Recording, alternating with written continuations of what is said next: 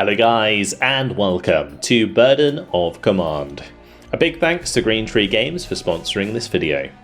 If there ever was a game that encompassed don't judge a book by its cover, it would be this one, with the very positive reviews on Steam telling the true story. Today I'm here to show off the game and its new DLC, Three Nations, which adds new and difficult tactical scenarios. A special thanks to Luke Hughes, the lead developer, who sat down with me for an extended play session. It was really fun and informative. So what is Burden of Command? It's a turn-based tactics game labelled more specifically as a tactical leadership role-playing game. The reason, you might ask, is because the game focuses on narrative storytelling, historical accuracy and authenticity. This is so much so that it is approved by the USK, the German rating board, and has appealed to people such as Shane Taylor, who played Doc in Band of Brothers and now voice acts Sergeant Grant in this game. The game really tries to literally give you the burden of command, especially in the main campaign where you will have difficult choices between acting best for the mission or for your men. I was really drawn in by the Cottonbalers campaign, which is the main campaign for Burden of Command. There is a lot to read and it feels incredibly mature and well written. However, I barely made it out of training before being thrown into the deep end of the DLC scenarios, which we'll be having a look at today. So let's go into the scenario section and you'll see that we have the 4 new scenarios of the Three Nations DLC. So there is one about the US and a small band of paratroopers that must uncover and eliminate an enemy artillery piece before it cuts down an allied attack. There's a Pegasus Bridge scenario, which focuses on the French resistance, an agent attempting to uncover vital intelligence about the bridges which British glider troops must seize. And it's basically, this scenario is more of a interactive fiction scenario, so there's a lot more reading and decision making. Then we have Benneville, which is a British paratrooper scenario where you're defending the town of Benneville against the German attack. And then we have Steel Rain, where you're in the position of a German commander and you're ordered to launch another attack towards Pegasus Bridge. So yeah, really cool scenario that we'll be jumping into today as the Germans. So we're going to start this scenario. I'm going to take you through like the opening and then I'm going to kind of fast forward it to where I got to with Luke, who was the lead developer I played with, and kind of continue from where I left off, and it will allow me to really sort of discuss deeper the mechanics of the tactical gameplay, as well as cover the more narrative aspect at the start of the campaign or scenario in this situation. So let's go ahead and choose balanced difficulty. Won't really matter as we'll be looking at more of the narrative aspect initially before jumping over to my old save. Steel Rain, 9th of June, 1944. Weather is overcast. In der ersten Stunde des 6. Juni, wenige Minuten nach Mitternacht, rollt die gewaltige militärische Aktion an. Alarm für alle!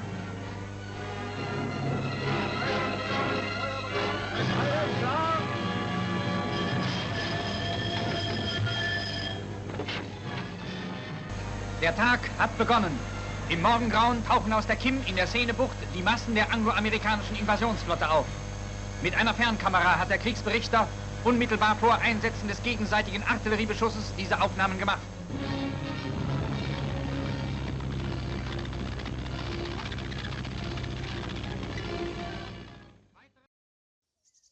So all of the videos and stuff they use in this game and the pictures are all historically accurate and found in the archives. They had some archivists go and dig it all up.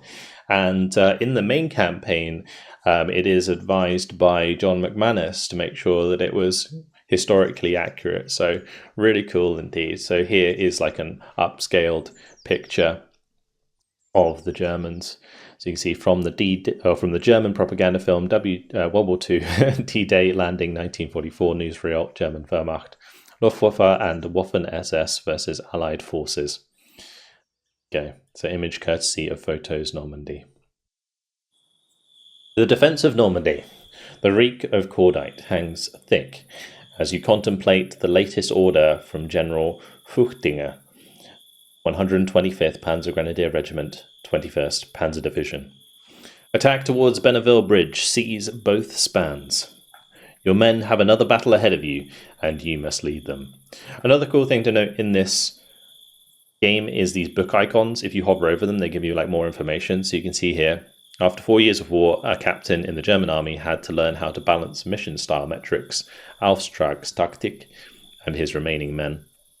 And then not least among the 21st troubles was the temporary absence of the guiding or commanding general, who reportedly had spent at small hours of June 6th in a Parisian flesh pot.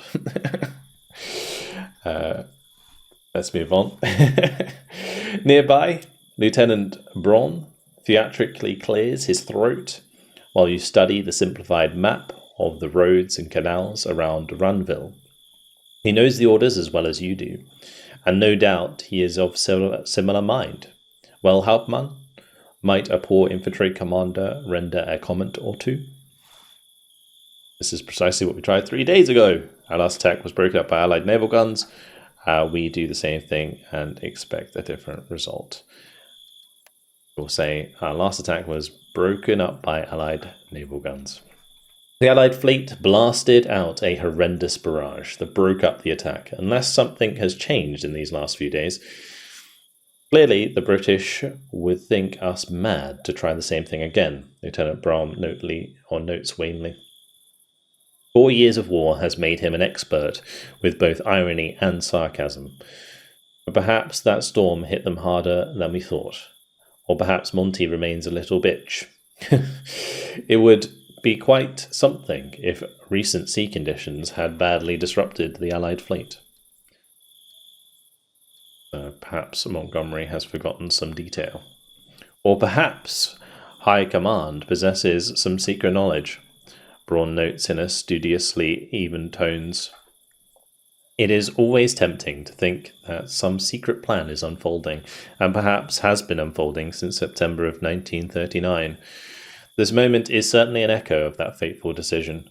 As for secret knowledge, the temptation to believe endures even now, despite the long shadow of doubt. This is a group of Germans posing with pipes during the occupation of Normandy. We can plan the attack using standard methodology, which will give us the doctrine mindset. We can select the idealism mindset by planning the attack so we might prevent defeat, or we can seize the initiative and hold it, or we can choose from cunning, discipline, or the caution mindset. Now, mindsets are basically giving you extra abilities in the game, so depending on which you pick, you might play a different way. So, for example, we can plan to evade British firepower, select the cunning mindset. Plan around iron discipline and iron men to get the discipline mindset. Select the caution mindset. Let's have a look at the discipline one. So the discipline gives us pour it on. This officer's men know how to gain fire superiority. They acquire significantly enhanced chance to win initiative akin to flanking and an improved fire effects akin to from above. The men also become undaunted when receiving fire. However, this costs 2 squad orders to execute. An unyielding, which is on occasion, if receiving fire, the officer and men will first become undaunted and then rally for free after the conclusion. So that sounds pretty useful. As you can see, if we click on another one, we get different abilities. So we get scouting party. Select a reachable hex. You are guaranteed to reveal all enemies in targeted hex and all adjacent hexes. So kind of interesting. And yeah, there's obviously plenty more where that came from. Let's just go for discipline. And you'll see here on the left some information about how German tactics work. So German MGs expend 1 order to shoot and 2 to move, but their squads also have an MG. In fact, they're built around that. German squads expend only 1 order to fire. A 3-order squad could fire 3 times, but their firepower after the first volley is reduced as it no longer includes rifle fire. So we have the 21st Panzer will attack westward into the teeth of the British defences tomorrow. As always, panzers and machine guns will carve the way. And you can see some extra information here if you want to. So after previous losses, we only have 2 platoons of infantry. So our mission is to secure all objectives, and for the men is to suffer no more than moderate casualties. So several squads were nearly wiped out last time. Survivors have been consolidated. Difficult attack, but you have your orders. And here we are. So this may look a little bit confusing at first, and I would suggest if you're playing Burden of Command that you do go through the main campaign tutorial, as it is pretty thorough and teaches you a lot of what you need to know.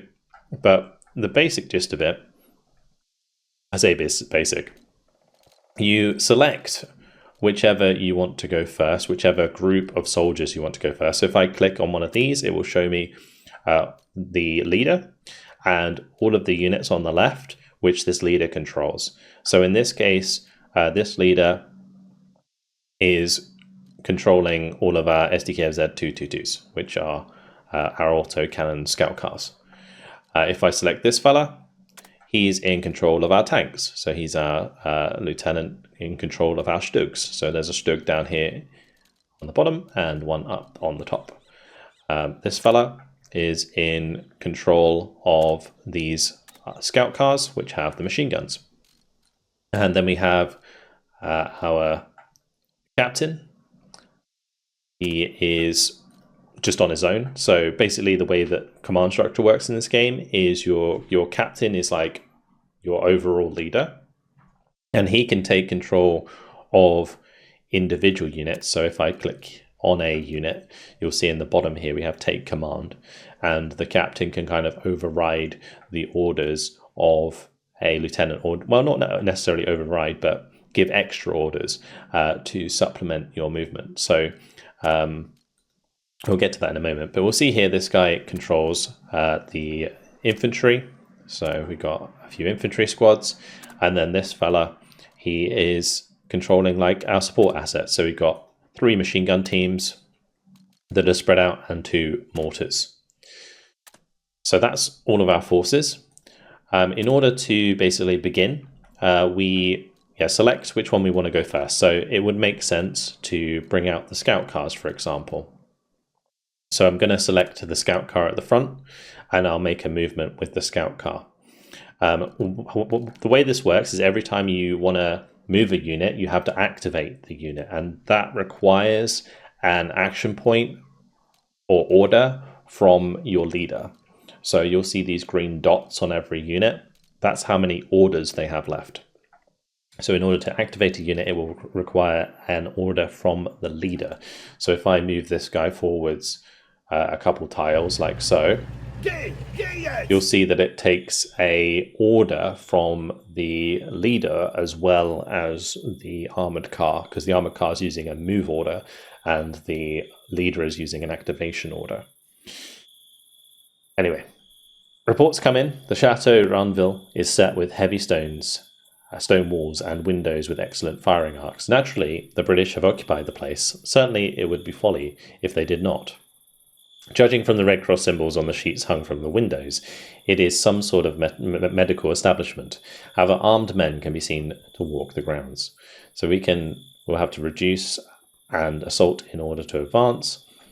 This is infantry work. Our panzers will support, or they can fire from a panzer inside. So we'll just say it's infantry. So panzers might smash up the walls and perhaps even bring those down. But if the British will not give up their hold on it, of that you're certain, infantry must root them out. The British never make it easy, Lieutenant Brown notes over the radio. And you can see that there's options like, compared to Russia, this would be a walk in the park.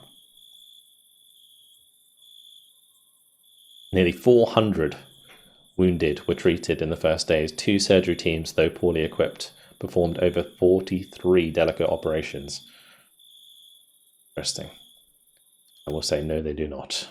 The British have been fighting Germany for so many years that it is hard to remember them being otherwise. Let's see how they do it this time, Lieutenant Brown notes over the radio. Twin clicks of your handset ends the conversation. So yeah, you can see here that that's used up an action point, and that's used up an action point. You also have to use up action points if you want to fire. So if I want to check a position, I can recon fire. So say if I want to check if there's something in the chateau, and I would want to fire with this machine gun. I'm just going to take control of it with the captain so that I can do this. We're going to recon fire the chateau, even though we know that it's used for medical. A little war crime. Your men open fire on the chateau, the one with the red cross markings. War crime, another war crime. They have armed men on the ground. Nothing matters but victory. We'll say that their reason is because they have armed men. So there are armed men at the hospital. A wry wit could have noted that the wounded are soldiers too. None of that matters because the British will now fight twice as hard. After all, they think you're going to kill them regardless. So they have British Rage activated. So you can see that there's sort of things that can happen. And in this case, firing on the hospital has pissed off the British. So now we have to deal with the British Rage, which is sort of a modifier. But this guy firing has used up 1 because he's an MG team. It only takes him 1 to fire, but so we can just keep firing at all of these. And I'm using recon fire because we can't see a target. But if we were seeing a target, we could just right click on them to engage. So we'll just keep recon firing all of this area just to make sure that they are not there. And if they are, they're going to potentially be suppressed. And yeah, so that's basically the gist of how you give orders. There are lots of specific orders. So for example, if I have my leader selected, he has bolster, which is super important. If you ever want to fire and you have your leader in the squad, you almost always want to bolster. And bolster basically improves the sort of initiative checks and like basically improves your odds of doing damage and such, like drastically. So that's really important. You can also use bolster to move extra distance, so that's important as well. Apologies for my voice, it's still a bit sussy after being ill. We have rally here, so if you get pinned down, you have this green bar and it shows how much suppression basically you're taking. You can like hover over a unit and it will give you information as well regarding like how much they are suppressed. But as you see on the bottom left there, it has like the suppression number, currently 0. Yeah, if a unit's suppressed, you can use rally to bring them back from suppression and restore their morale, so that's pretty handy. We can use press to kind of give them an extra action point, but they cannot be pressed again until they rest, which is basically taking a turn where they don't do anything. So it's kind of important to time these things. So here, since I picked this scout car, I can't move anything else. So you see, I can't move this tank because he's not leading the round. So once we're done like moving all of our cars, for example, say I just want to like move these up, you can see that I activated that one, so it's used up another one on the leader as well as a movement point on the car.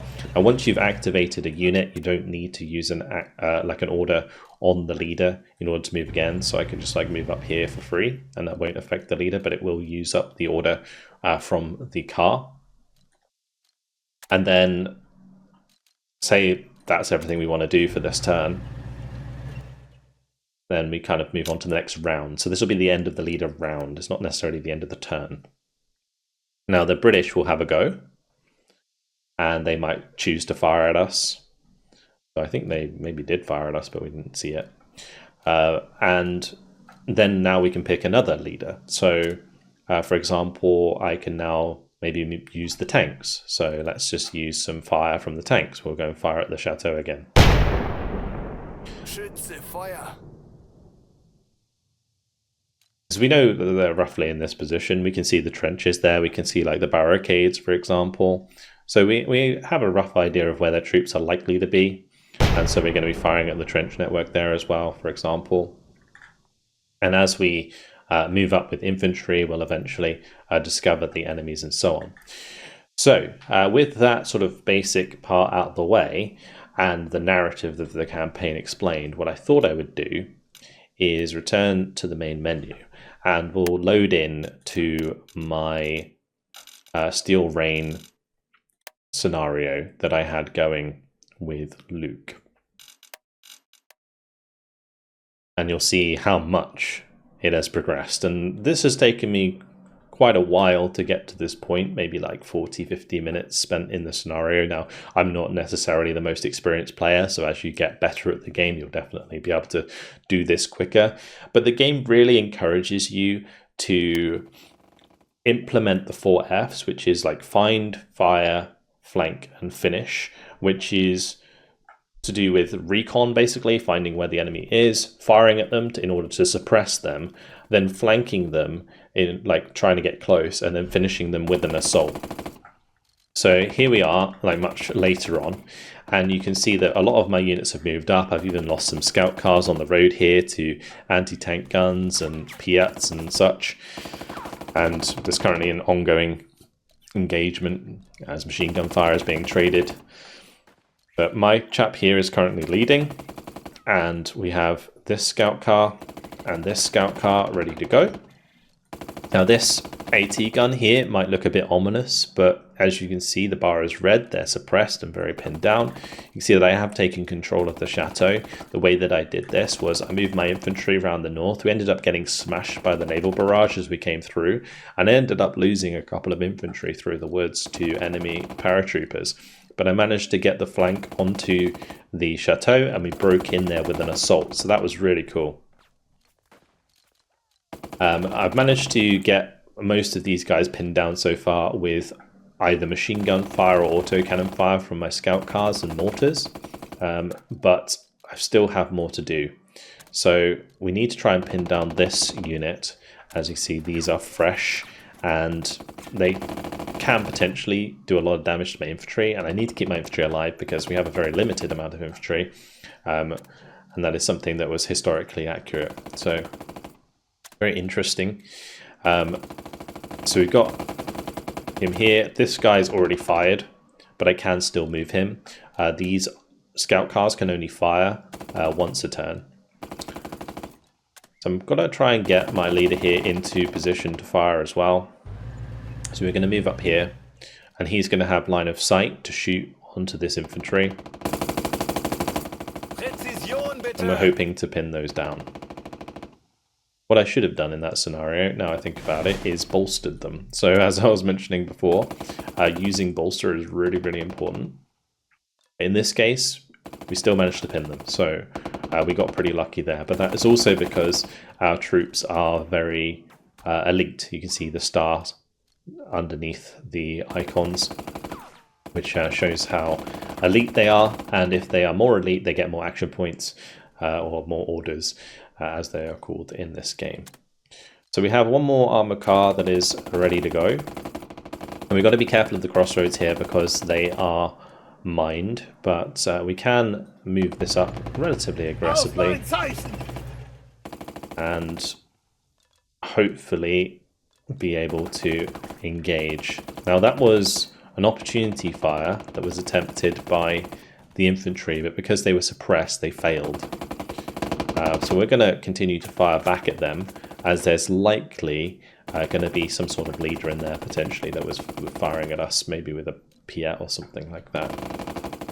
I don't know if that was a Piat that was engaging me, but yeah, there's likely a leader in there if they were able to pull off that attack. So my guys finished leading all of these units. I can, of course, continue to move my scout cars and such, but we're going to end it there because I don't want to move too close, otherwise we put ourselves in a bad position. So now the Brits take a round, so if they've got units left to move this turn, and now it's our go again. So we do have some 231 armoured cars. These have their 20 mils, so they're able to engage as well. I'm not sure if I want to move them too much closer. We also have my Stug here that could be used to engage. We have all of these pinned, but there is that building there, so I'm kind of tempted to just fire at this building, just in case there are enemies down the street.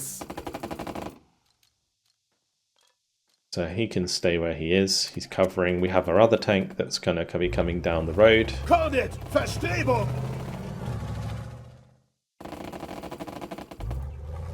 He's catching up with us. and could also lay down some fire. We might as well fire, so we'll just fire at this machine gun back here. I would fire at the AT, but I don't think it matters so much because I'm going to be able to assault them with the infantry from the chateau shortly. So as you might notice in the bottom right, we have like victory conditions. So this one is our mission, and it's to capture these 4 objectives that you can see are marked on the map.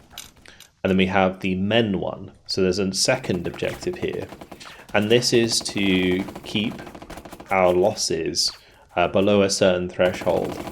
Now in this mission so far, I've already had the option to withdraw in order to gain a men victory. And in doing so, I probably would be like court-martialed or something by the Germans. But I chose not to. I chose to continue the mission in this case, and that's why we're plowing on through this village here. Alright, so let's move on to the next round, because I've kind of used up my Stugs. So if the British have any more troops to move, they'll move them. And then we're going to be going back to my guys. So got the 2-3-1 leader here, and I've also got my guy who's controlling the MGs and the mortars. So it would be good to get the MG teams further up, just so they can continue to provide fire. What I might do actually, might be nice to get them into that building, although I'm not sure I can because the Stug might be in the way. With this game, the way that they've chosen to do the hexes is each unit occupies 1 hex, but leaders can also can join the same hex as a unit. So in this case, we can bolster and have a look, or we can even just click it and then see if we could get there anyway. And it looks like we will be able to get there. So if we just hover over it, will show how much further we can run using the bolster ability. So we're going to use the bolster ability for sure. And that will give us the ability to run all the way over to that house. And that house will give us a great line of sight down the road. So we can make sure that we face in this direction, and we can even engage these guys, so we might as well. Actually, maybe we can't. We can engage the 6-pounder here with machine gun fire, or we could even call in artillery support. So I have a couple of mortars. I have a mortar down here, and I have a mortar over here somewhere. I think he's there. These guys do need to move forward, so we will move them up, because they do have a limited range.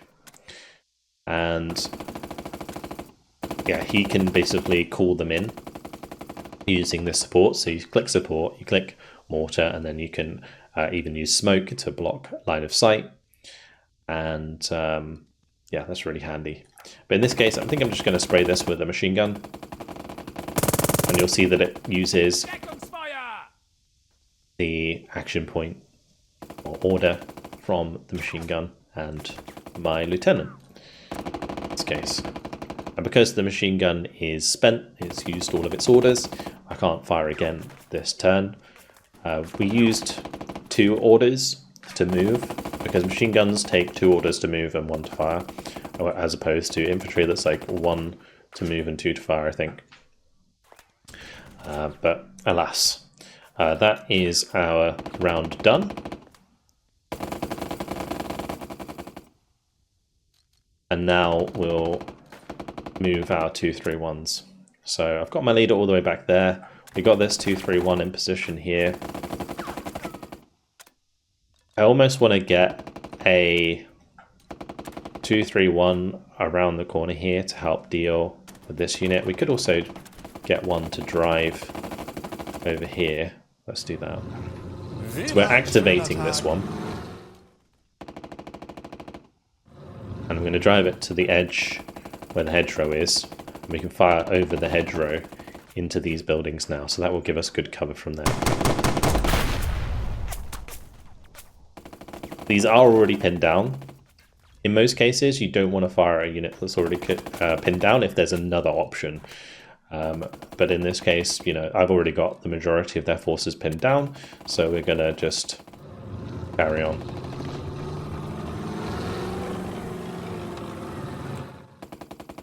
So my leader's moved up, and I could have him move into this position as well.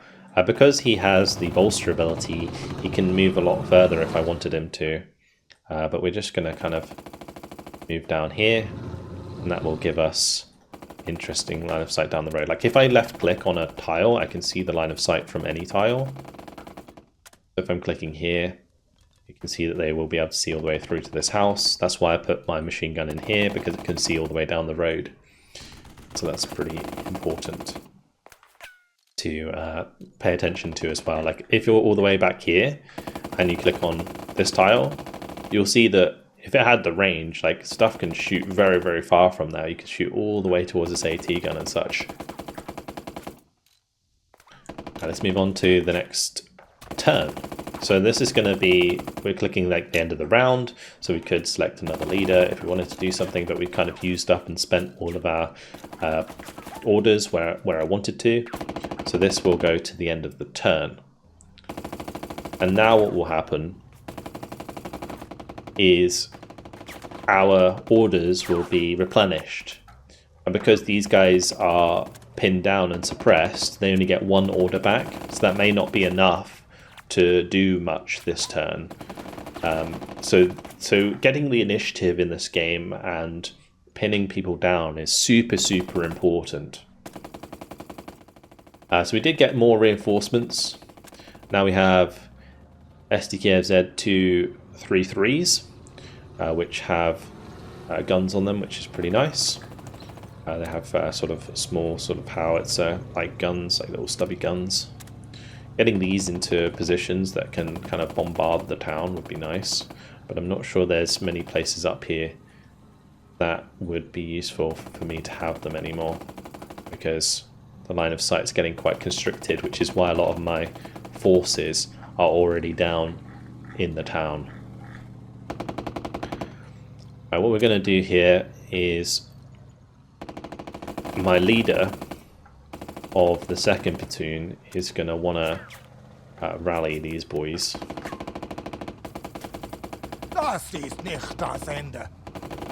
So that they are less suppressed, and we can look at engaging this AT gun. Although the infantry unit themselves is going to struggle this turn. We have these guys behind actually. Although with this platoon leader selected, the only other unit that I have access to is this one.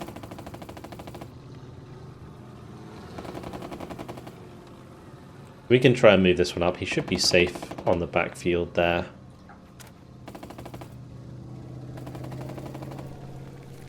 Auf mein Zeichen! Perfect. I could use my captain to try and like mortar something if I wanted to. So my captain can basically add extra stuff if needs be. Like I'm probably going to try and rally these guys.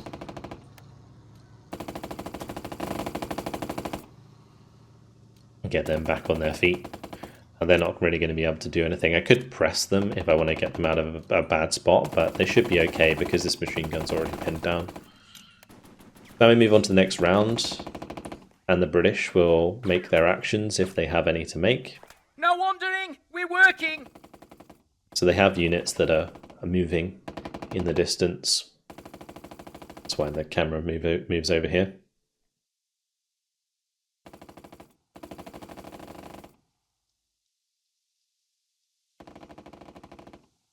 There's probably a platoon of infantry that's moving up.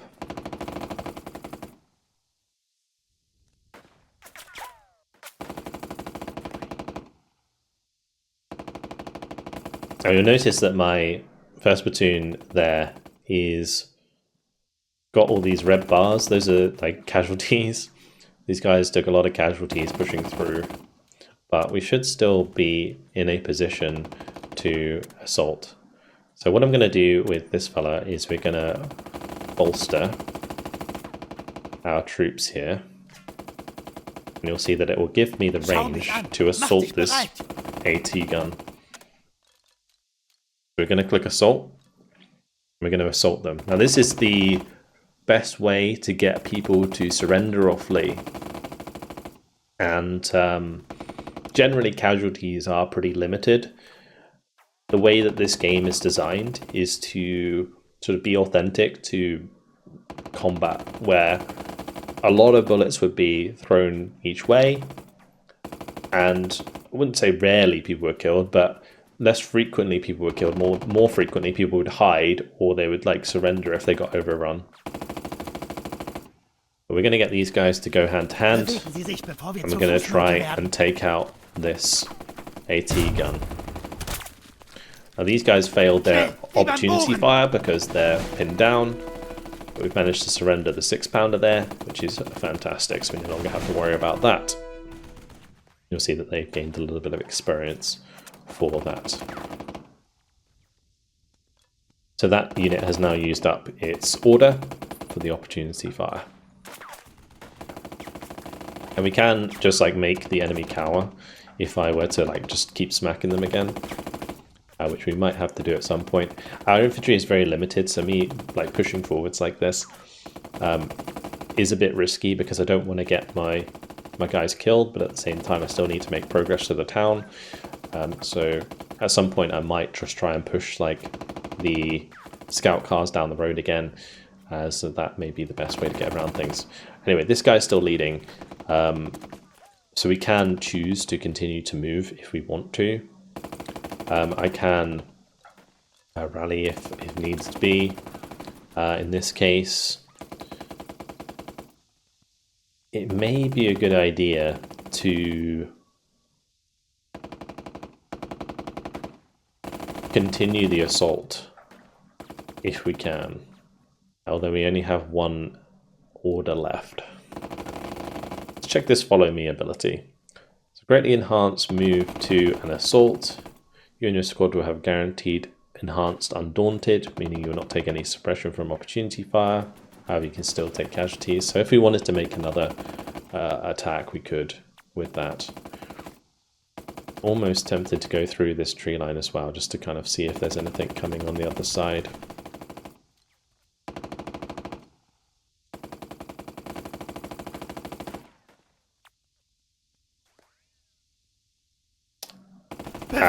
So we were ambushed,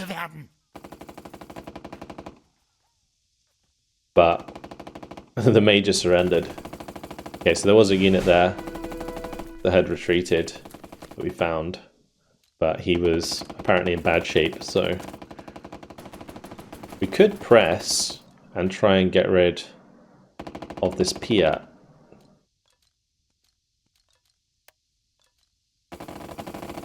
Although I don't know if we can... Yeah, they're not fresh, so I can't press them again, unfortunately. Okay. Well, as you can see, we're in a pretty nice spot here with all of these units pinned down. These guys have recovered their morale somewhat though, so we will want to stop that. But since we're done with our round, we'll move on to the next round. We'll see what the AI get up to, and then we'll move on to our next round. So I think bringing up some of these would be a good idea.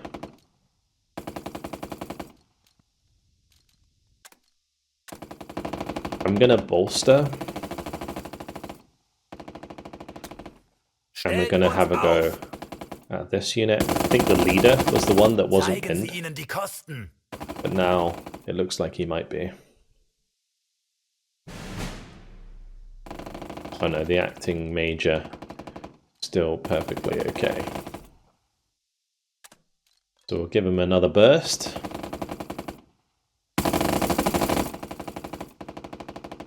You'll see that's taking an activation order from the leader.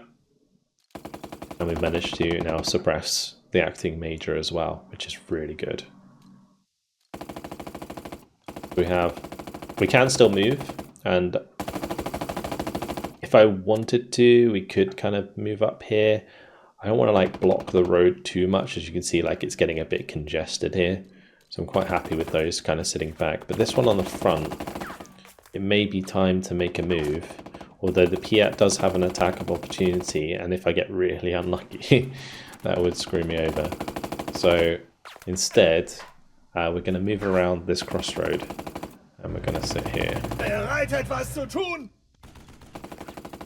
And then we can have a little spray into that unit.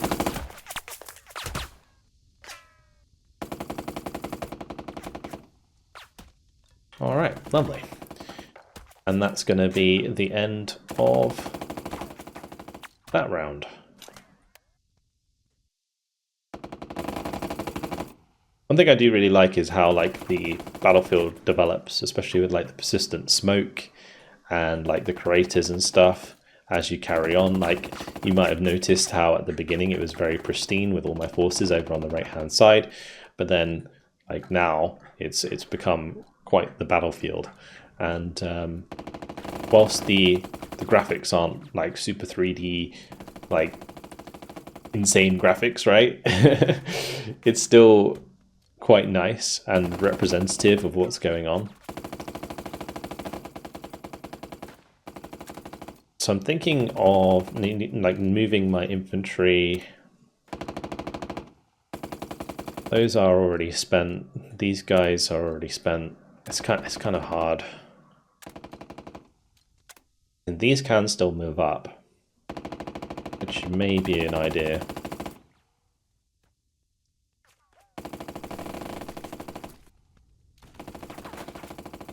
And we'll give them some fire. I don't think we're going to be in range to do anything else.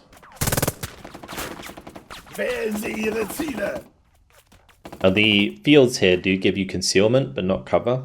So in theory, I didn't need to shoot there and reveal my position, but since they're so pinned anyway, it doesn't really matter. Anyway, and also you might notice that these guys are leading now because I selected that unit.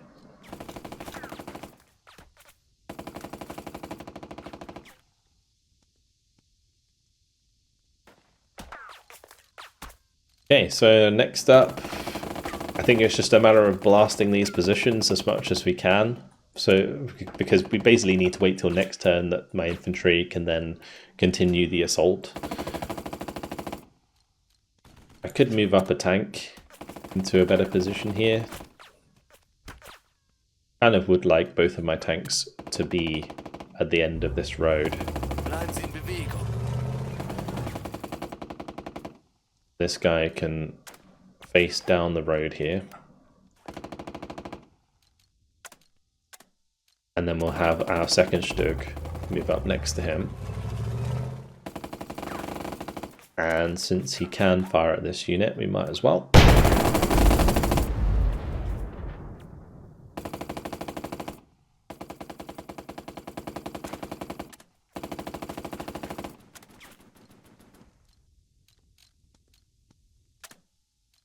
I'm not sure there's anything else I want to do with him, so we'll move on to the next round.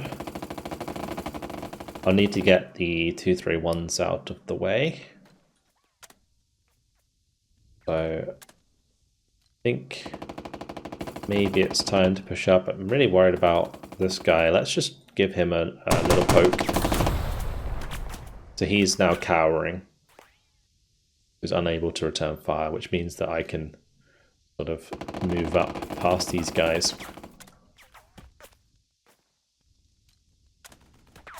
Don't know if I want to get too close. I mean, all of the ones that have leaders with them do also have Piats. There is a Piat squad there. Let's just kind of move back out of the way.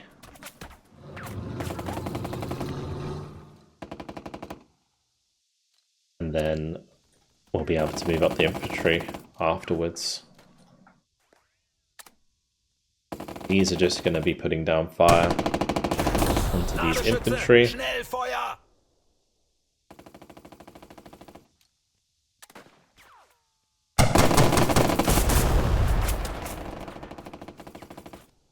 We're just looking for casualties, really. We can inflict some casualties on them, make them less effective.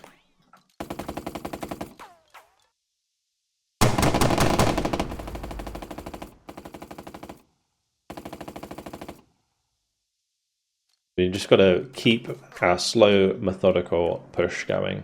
Like, that is a lot of what this game is about, especially in the tactical side of things.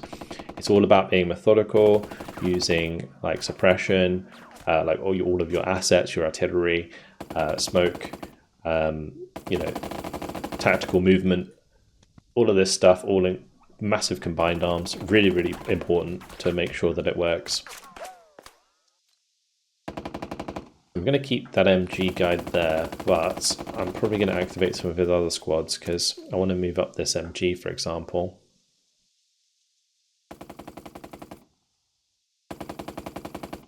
Oh, so that was risking exposed fire,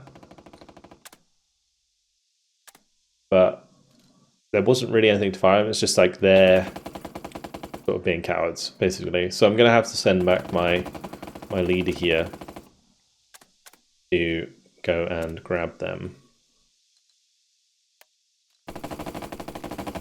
We're going to need to bolster them.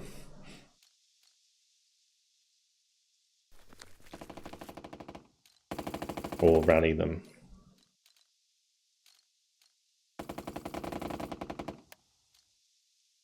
Okay, they can't be rallied, they just failed the check. That's unfortunate. Okay, so what we do need to do is definitely take my leader further back, because this machine gun up here is being a coward. They are not recovering, so yeah, my leader's gonna have to head all the way to them.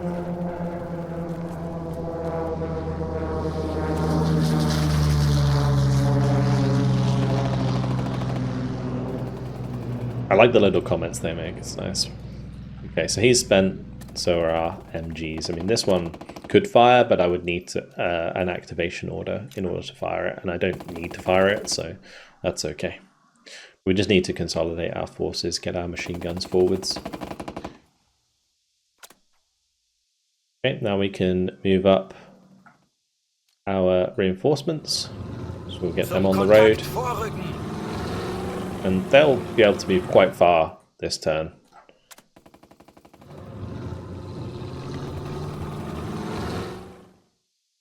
And I have enough orders to activate these as well.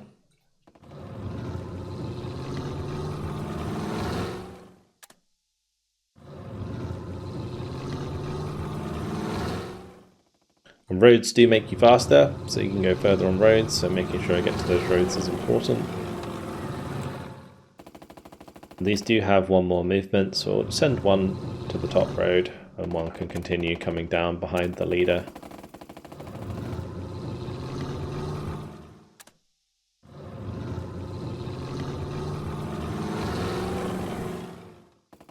Alright, brilliant.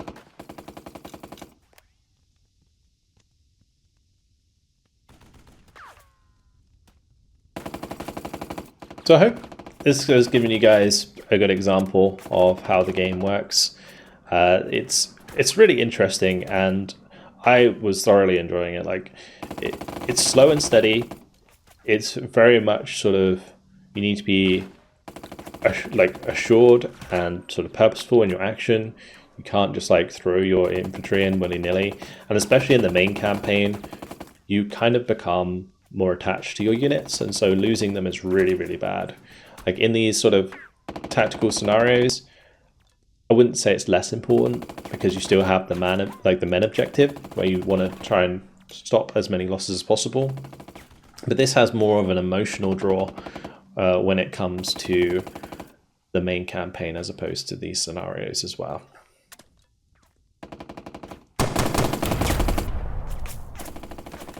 We'll just finish our turn, and hopefully I've convinced you to have a look at this game, because it is definitely one that is trying to kind of do something different, and I really, really do like sort of rate that as being able to try and emotionally convey the cost of war is something that's very, very difficult in video games. And part of me is very much, I think it's important that that is conveyed, and that is why I'm a big proponent of other World War II games, because it helps you remember the cost of war. So whilst I am busy mowing down British men, although I say mowing down, they're obviously taking cover and not really taking any damage at all, but I'm continuing to fire at them because that is the only action that I have in this case. And that's going to be the end of our turn. What we might see now is the British forces coming through the trees here. But it's really going to be up to us to hit this unit. And we should bolster just to make sure that we get that done. There we go. Feuer nach eigenem Ermessen! Taking out the Piat, wonderful.